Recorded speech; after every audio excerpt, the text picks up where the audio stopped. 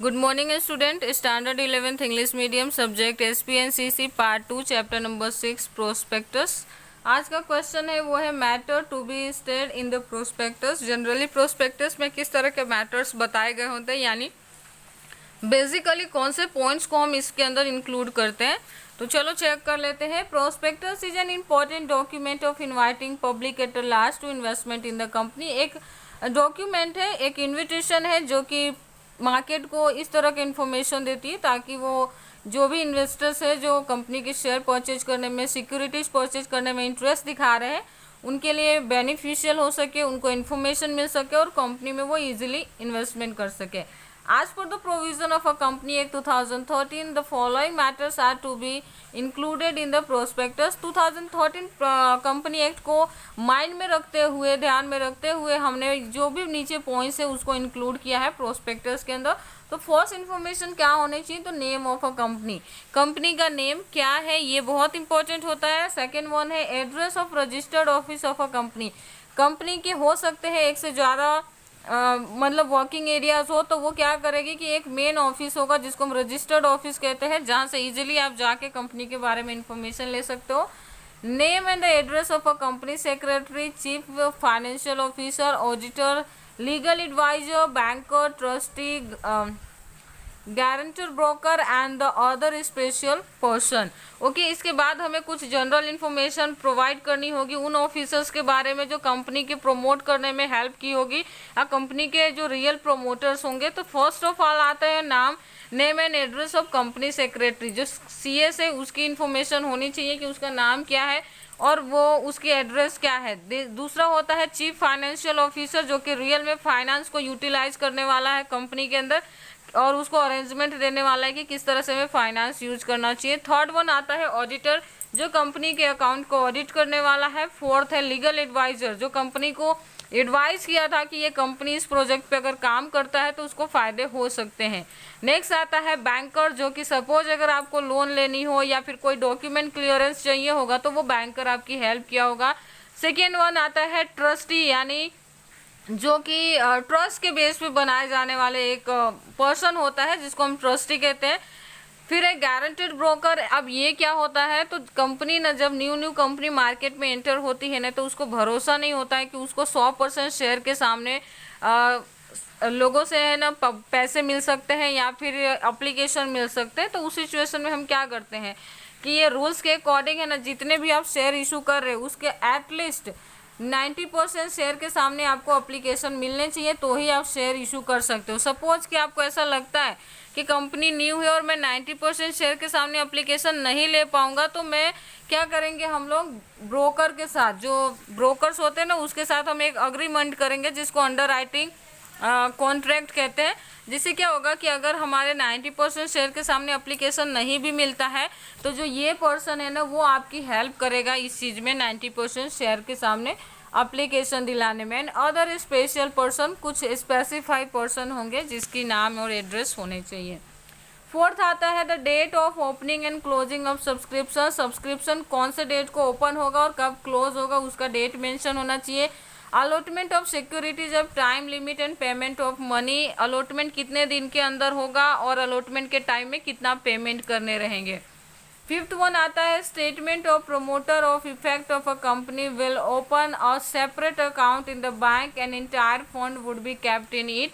अब प्रमोटर को क्या करना रहेगा कि एक सेपरेट अकाउंट ओपन करना रहेगा कंपनी के नेम से बैंक के अंदर, जहाँ पे एप्लीकेशन मनी को स्टोर किया जाएगा, इंटायर फंड को है ना कैप्ट किया जाएगा वहाँ पे।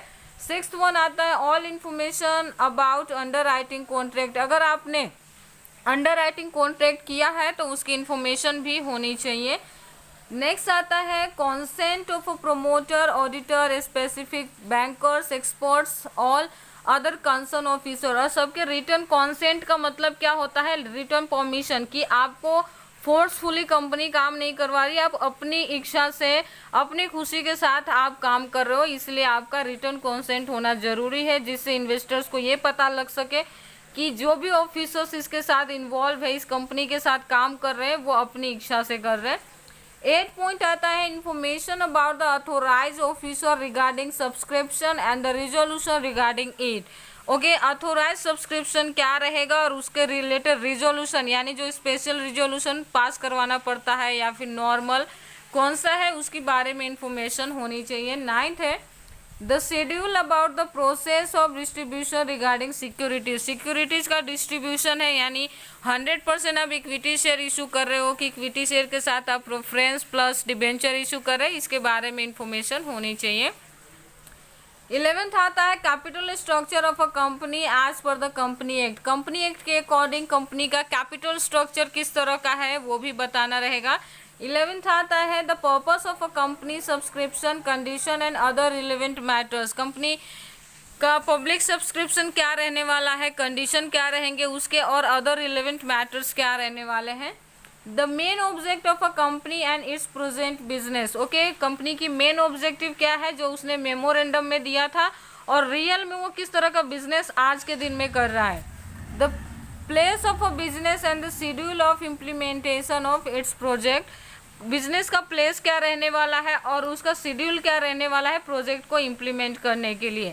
थर्ड वन है कि प्रोजेक्ट रिगार्डिंग कौन से मैटर्स होने चाहिए इसके अंदर। तो देख रहे हो the idea of promoter and risk factor in it. जिस प्रोजेक्ट के ऊपर आप काम कर रहे हो उसके प्रोमोटर कौन है और इसमें रिस्क फैक्टर कितना है। Waiting period for the project. Project का वेटिंग पीरियड क्या रहेगा। The development of a project. Project कौन से एरिया में डेवलप होने वाली है। Time for the completion of project. Project को कंप्लीट होने में एटलीस्ट कितना टाइम लगने वाला है।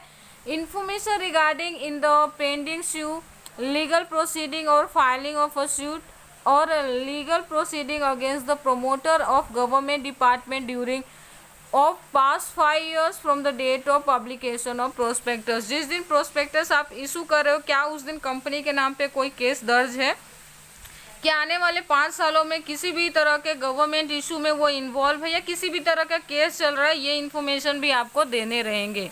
ओके, नेक्स्ट आता है, इसमें आप देख पा रहे हो 14 नंबर का पॉइंट है information about the minimum subscription, information regarding the amount to be premium, information about the issuing of share except cash. Cash के अलावा अगर आप शेयर इशू कर रहे हो तो उसमें क्या रहेगा, क्या आप कैश और शेयर प्रीमियम पे इशू कर रहे हो कि डिस्काउंट पे इशू कर रहे हो। मिनिमम सब्सक्रिप्शन क्या रहेगा, मीन्स कि एप्लीकेशन वैल्यू आप कितनी मंगाने वाले हो, ये क्लियरली मेंशन होना चाहिए। 15th है information about board of directors, there appointment, remuneration and the detail about their interest of a company if any. आपको बोर्ड ऑफ डायरेक्टर से रिलेटेड इन्फॉर्मेशन देनी है प्रोस्पेक्टस के अंदर कि उनकी अपॉइंटमेंट कब हुई, किसने किया, उसके रेम्यूनरेशन मीन कि उनका काम करने के बदले में जो उन्हें मिलने वाला रेम्यूनरेशन सैलरी कितनी रहने वाली है, और अदर डिटेल अगर कंपनी के साथ उनका पर्सनली कोई लेना देना हो तो। 16th है information about the contribution of the promoter. Promoter की कंट्रीब्यूशन कितनी है कंपनी के अंदर। 16th है the following additional information is required to be given in the company having a business in existence. अगर मार्केट में पहले से बिजनेस एग्जिस्ट है तो उससे रिलेटेड कुछ इन्फॉर्मेशन देनी रहेगी हमें, जैसे कि first profit and loss statement of a company, final balance sheet and the report of auditor regarding it. अगर प्रीवियस ईयर में कंपनी काम कर चुकी है तो उसके प्रॉफिट और लॉस स्टेटमेंट देना रहेगा, फाइनल बैलेंस शीट शो करने रहेंगे, और ऑडिटर का रिपोर्ट भी हमें बताना रहेगा कि कंपनी की फाइनेंशियल कंडीशन किस तरह की है।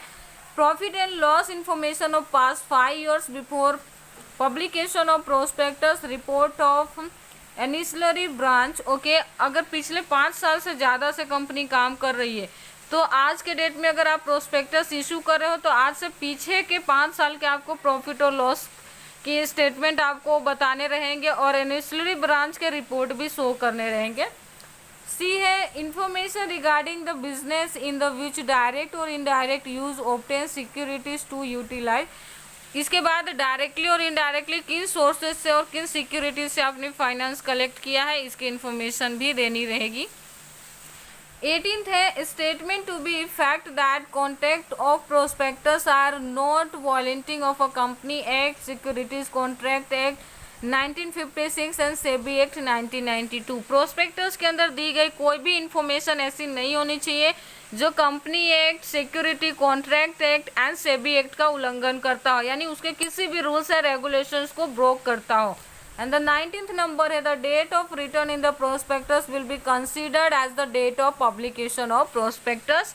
प्रोस्पेक्टस के अंदर जो डेट लिखा है आपने उसी डेट को पब्लिकेशन डेट माना जाता है प्रोस्पेक्टस का, इसीलिए डेट मेंशन करने से पहले आपको ध्यान रखना है कि आप रियल में कब इसे इशू करने वाले हो। तो ये था हमारा सेकेंड क्वेश्चन कि कौन से पॉइंट्स हम जनरली प्रोस्पेक्टस के अंदर इंक्लूड करते हैं। Thank you.